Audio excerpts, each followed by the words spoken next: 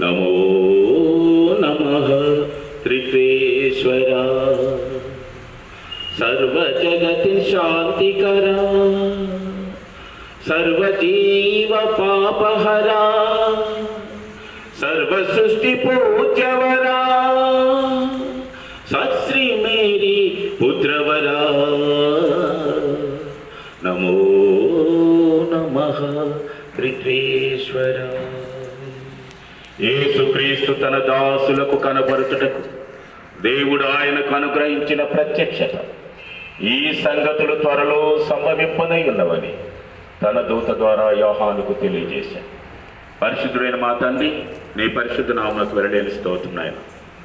అల్పుడను అయోగ్యుడను కొంత అస్వస్థతగా ఉన్నప్పటికీ మీరు తెలుసు కనుక మీరు నన్ను స్వస్థపరచండి, నన్ను నిలబెట్టండి, అవసరమైన మాటలు ఇవ్వండి.